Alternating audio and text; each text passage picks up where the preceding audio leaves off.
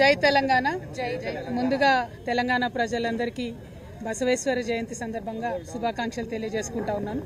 మనం ఇప్పుడు ఏదైతే సమాజం బాగుండాలి, సమాజంలో అందరినీ కూడా సమానంగా ట్రీట్ చేయాలి, కుల వివక్ష ఉండొద్దు, వర్గ వివక్ష ఉండొద్దు, లింగ వివక్ష ఉండొద్దు అని ఇప్పుడు మాట్లాడుతూ ఉన్నాము.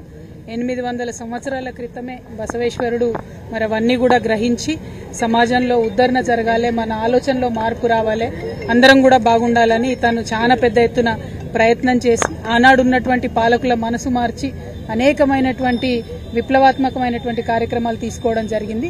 మరి అటువంటి గొప్ప వ్యక్తి, మహనీయుడు తెలంగాణ వచ్చిన తర్వాత వారిని సగౌరవంగా మనం గౌరవించుకొని వారి జయంతిని అధికారికంగా చేయడం, వారి యొక్క విగ్రహాన్ని ట్యాంక్ బండ్ మీద పెట్టడం అనేటటువంటి అంశాలను టేకప్ చేయడం జరిగింది. ఇవన్నీ కూడా గౌరవనీయులు కేసీఆర్ గారి ఆలోచనతోని జరిగినటువంటి అంశాలు. మరి లింగాయత్ సమాజం తెలంగాణలో అత్యధికంగా తెలంగాణ ఉద్యమంలో పాల్గొన్నటువంటి సమాజం. త్యాగాలకు, సమాజంలో మార్పుకు, దైవ భక్తికి, కష్టపడే తత్వానికి, నిజాయితీకి నిదర్శనం ఎవరైనా ఉన్నారా అంటే అది లింగాయత్ సమాజం అని చెప్పవచ్చు. మరి వారందరూ కూడా వెన్నుదన్నగా ఉండి తెలంగాణ రాష్ట్ర సాధనలో ముందున్నారు కాబట్టి వారందరికీ ఆరాధ్య దైవం, మనందరికీ ఆరాధ్య దైవం అయినటువంటి బసవేశ్వరుడి జయంతిని అధికారికంగా చేసుకుంటున్నాం. ఈరోజు బసవేశ్వరుడి జయంతి సందర్భంగా మళ్ళీ ఒకసారి నేను మీ అందరికి కూడా శుభాకాంక్షలు తెలియజేస్తా ఉన్నాను. Thank you. జై తెలంగాణ.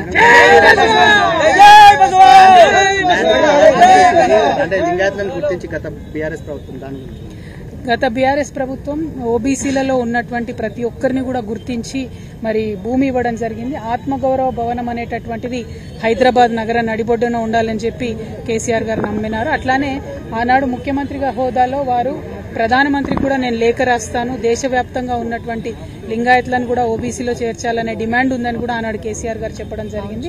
మరి అన్ని అంశాలను కూడా ప్రజల దృష్టికి మేము తీసుకొస్తా ఉన్నాము. ఇవాళ కొత్తగా మరి కుల వివక్ష లేకుండా చట్టాలు చేయాలని చెప్పి చాలా మంది రాజకీయ నాయకులు మాట్లాడుతున్నారు. కానీ వారందరికీ ఆరాధ్య దైవంగా దాదాపు 880 సంవత్సరాల క్రితమే బసవేశ్వరుడు మాట్లాడినాడు. అవన్నిటిని కూడా మనం గుర్తు తెచ్చుకొని వారిని స్ఫూర్తిగా తీసుకొని సమాజాన్ని మనం బాగు చేసుకోవాలి, తెలంగాణని ముందుకు తీసుకుపోవాలని చెప్పి ప్రజలందరికీ కూడా చెప్తా ఉన్నాం. Thank you. జై తెలంగాణ.